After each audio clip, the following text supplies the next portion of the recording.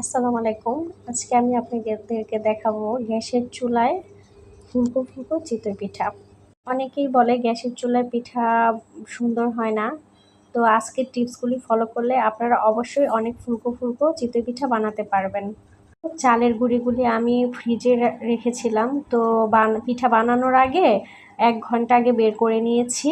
তারপর হালকা একটু ভেজে নিতে হবে, বেশি ভাজা যাবে না। পানিটা একদম কুসুম গরমের থেকেও কম করতে হবে। তো হাত দিয়ে দেখছি একদম কুসুম গরমের থেকে একটু কমই আছে। আর পিঠার ব্যাটারটা গুলার সময় অল্প অল্প করে পানি দিয়ে গুলতে হবে। তো দেখেন কিছুক্ষণ অল্প পানি দিয়ে মাখিয়ে তারপর আবার আমি মাখিয়ে যতটুকু পানি লাগবে পরিমাণ অল্প অল্প করে দিয়েছি, তা না হলে পানি বেশি হয়ে যাবে। পিঠা বানানোর জন্য এরকম একটা হাঁড়ি লাগবে। মানে এরকম হাঁড়িতেই পিঠা বানানোগুলো মানে অনেক ভালো হয়, ফুলকো ফুলকো হয়। আমি অন্য হাঁড়িতেও বানিয়ে দেখেছি, সুন্দর হয় না। হাঁড়িটা চুলায় দেওয়ার পর 10 মিনিট ভালো করে গরম করে নিতে হবে। তো আমি একটু হালকা তেল ব্রাশ করে নিয়েছি, এতে পিঠাটা ভালো করে উঠে যাবে। তো না হলে নিচে পুড়ে যেতে পারে।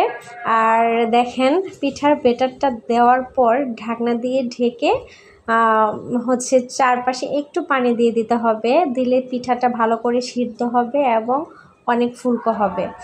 তো এই টিপসগুলো ফলো করলে অবশ্যই আপনার চিতই পিঠা ফুলকো ফুলকো এবং অনেক জালিযুক্ত হবে।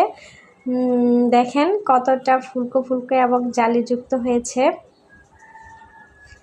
এভাবে বানিয়ে আপনারা দুধ চিতই পিঠাও করতে পারেন, দুধের মধ্যে ভিজিয়েও খেতে পারেন। তো আমার বাসায় মিষ্টি জাতীয় জিনিস সবাই একটু কম পছন্দ করে, গরুর মাংস দিয়েই বেশি পছন্দ করে, বা আপনারা ইচ্ছে করলে মুরগির মাংস দিয়েও খেতে পারবেন, যে কোনো ভর্তা দিয়েও খেতে পারবেন। অসাধারণ টেস্ট এই পিঠাটা আমার কাছে। এভাবে খেলে অনেক টেস্ট লাগে। তো আপনারাও কিন্তু বাসায় ট্রাই করে দেখবেন আর কমেন্ট করে অবশ্যই জানাবেন আমার পিঠাগুলি কেমন হয়েছে।